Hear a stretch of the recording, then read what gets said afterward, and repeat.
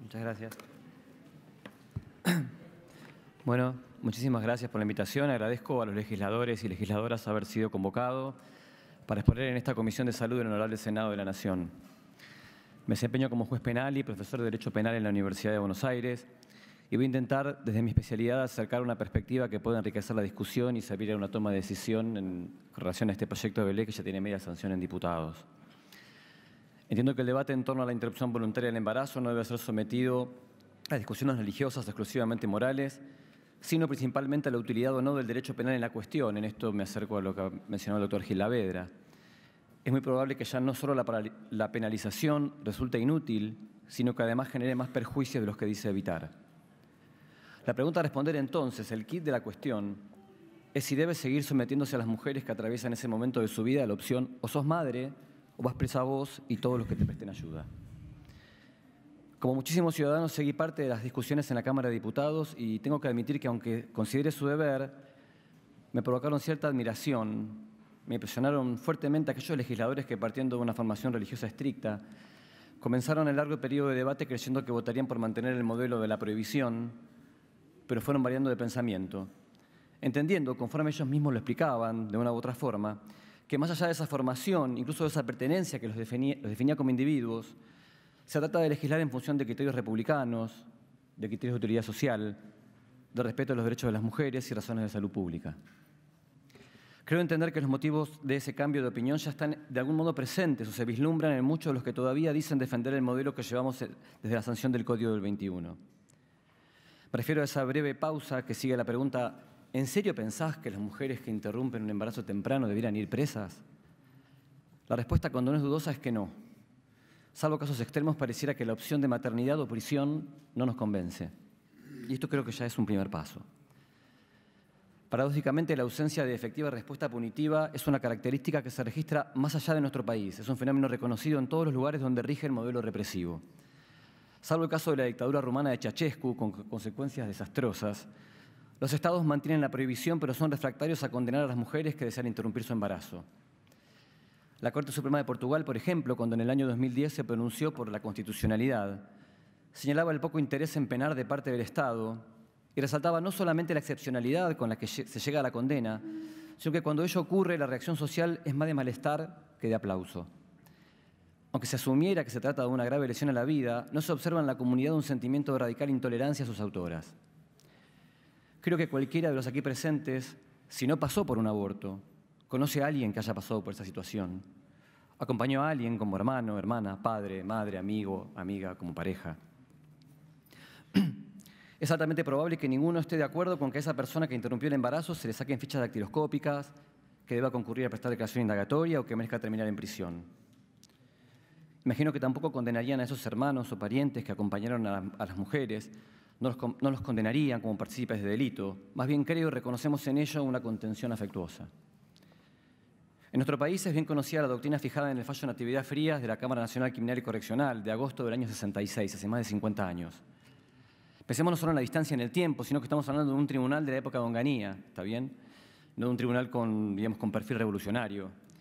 Y en ese fallo los jueces renunciaron a castigar a la mujer que llegaba al hospital con riesgo de su salud después de haber intentado un aborto clandestino. Y no me propongo detenerme ahora en las razones procesales, que pueden ser complejas, sino en el modo comprensivo y cercano con el que los jueces de la mayoría se referían a estas mujeres, describiéndolas más como víctimas que como delincuentes. Mencionaban, y aquí voy a hacer partes de cita de un fallo muy extenso, mencionaban la injusticia de la persecución de las mujeres menesterosas a quienes la sociedad les cobra su altruista socorro hospitalario entregándolas convictas a ese delito. Describían un angustioso e inhumano dilema, o la muerte o la cárcel. La injusticia de someterlas a la prisión y al deshonor. Luego decían de haberlas arrojado al arbitrio de comadres o curanderos. Se las describe como mujeres acosadas por la necesidad, forzadas a pedir ayuda, sometidas a una persecución que terminaba siendo una burla ante una angustiosa búsqueda de auxilio. Es casi cita textual concentrada. Perdón por lo extenso de la cita, bueno, soy juez penal, ¿no? Pero este fallo fue compartido después por varios superiores tribunales provinciales, incluso el criterio es tomado por la Corte Suprema de Justicia de la Nación, y me parece indicativo de nuestros reparos al encarcelamiento que la punición del embarazo implica. Ahora bien, más allá del efecto beneficioso de este criterio judicial, no perseguir a las mujeres que ponen en riesgo su vida, leído en cuanto a práctica del Estado en general, digamos en lente macro, Podríamos decir que es una limosna tardía. Primero te amenazo, te obligo a ocultarte. Recordemos que la clandestinidad implica corrupción y defensa de intereses económicos de quienes lucran con la penalización. Te obligo a poner en peligro tu vida o tu salud. Te obligo también a que te percibas a vos misma como delincuente. Y después, cuando te estás desangrando, recién ahí te dejo venir al hospital que antes yo te había prohibido. Como decisión judicial puntual es acertada en el caso concreto, pero como política estatal son hipócritas. Este proyecto viene a quebrar esa lógica, a dejar de lado esa limosna tardía y asumir con justicia el paso anterior. La ley en discusión reconocerá a la mujer que debe enfrentar una decisión que siempre es personal y que muchas veces es traumática, es difícil. El derecho al acompañamiento de un Estado que no la obliga a ocultarse. Un Estado que le permita acudir a un servicio de salud donde pueda ser escuchada y asesorada y le asegure una atención sanitaria libre de riesgos. En más o en menos es lo que hoy puede hacer cualquier mujer en Uruguay, en Italia, en Francia, en España, en Portugal o en Canadá, para mencionar algunos de los más de 60 países que ya han reconocido este derecho, muchos con una matriz religiosa similar a la Argentina. ¿Y qué va a ocurrir cuando se apruebe la ley? Estamos en la Comisión de Salud del Honorable Senado, ¿verdad? Entonces, ¿qué nos dice nuestro ministro de Salud? ¿Qué dice el ministro de Salud del gobierno anterior? ¿Qué dice la Autoridad Sanitaria de la República Oriental del Uruguay, para tomar un ejemplo cercano con una ley de no hace tanto tiempo? Nos dicen que habrá menos mujeres muertas, habrá menos mujeres que deban sufrir la extirpación del útero u otra consecuencia grave en su salud. No habrá más mujeres que deban esconderse y sobrellevar el estigma de la ilegalidad. No habrá mujeres que deben recurrir a la atención de quienes quizás no sean profesionales de la salud o a prácticas en solitario cuyos efectos no puedan manejar o que deban buscar por Internet. Incluso el doctor Rubinstein mencionó que hay evidencia sólida y robusta, y creo que lo repitió también la doctora que estaba viviendo en Inglaterra, de que la legalización del aborto, además de hacer bajar la mortandad y morbidad materna, paulatinamente reduce las prácticas abortivas.